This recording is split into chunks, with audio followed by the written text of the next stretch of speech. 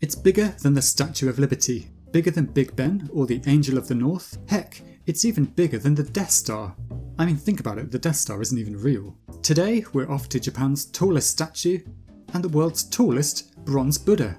If you're looking for a unique trip outside of the Tokyo megalopolis, Ushku Daibutsu may well be the place for you. It's over in Ibaraki Prefecture, meaning it's within relatively easy reach, and it's something that you definitely won't find inside the capital. Actually, you won't find anything quite like this in the rest of Japan. Ushku is the name of the nearest city, and Daibutsu just means big statue of Buddha. Of course, there are lots of Buddha statues across Japan, the most famous one probably being the one inside Todaiji in Nara. That Buddha statue is about 15 meters tall, whereas this one here in Ushku is 8 times taller at a whopping 120 meters. Even the face of the Ushku Buddha is bigger than the whole statue in Nara. Now, it's hard to comprehend the colossal size on camera, but let's line it up with those landmarks I mentioned before. Here's that modern icon of Northern England, the Angel of the North, which doesn't even make it past the base of the Buddha. The Statue of Liberty isn't much better, as it barely gets to the waist. And the tower containing Big Ben, well, even that's still short, only managing to scrape the Buddha's shoulders. This makes the Ushku Daibutsu the tallest statue in Japan. But even on the world stage, it's huge. As of 2022, it's the 6th tallest statue in the world, and that was a record it held up until 2008. But it's still the world's tallest bronze Buddha statue, and here's the screenshot if you don't believe me.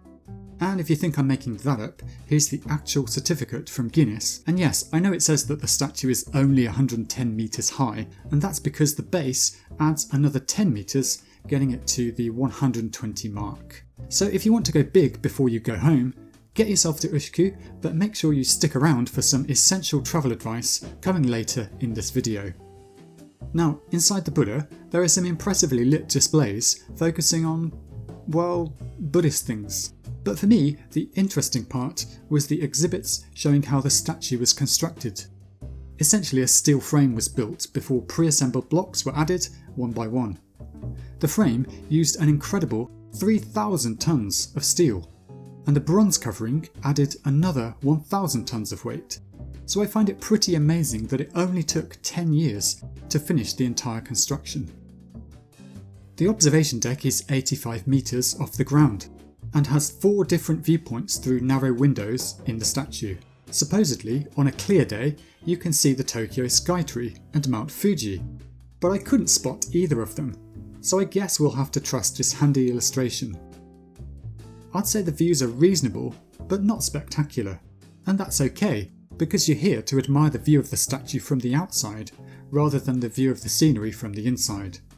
So, for your big day out from Tokyo, how do you get here? Well, Ushku Station is a 1-hour ride on the Joban line from Ueno, but after that, it's not so straightforward. You'd think that for such an epic statue, it'd be pretty easy to get here. Even though it's been open to the public since 1993, access is actually pretty diabolical. So, if you can drive, just go by car. And if you can't go by car, visit at the weekend or on a national holiday, because on those days, there's a bus that runs about every 30 minutes from Ushku Station, and it takes about half an hour to get here. However, if you're like me and you absolutely must visit, on a weekday, you may want to take a taxi, because Monday to Friday there are only 3 buses going in and 3 going out. I put a link to the timetable in the description. None of these services were much good for my schedule, but fortunately I found an alternative. Something called Ami Premium Outlets is an easy 25-minute walk away, and buses go there much more frequently from Arakawa Oki Station, around every 30 minutes. The walk is actually quite pleasant and means you get to experience the Buddha getting larger and larger on the horizon as you approach. Anyway, although access to the site can be tricky, I definitely recommend a visit, especially if you're looking for something out of the ordinary.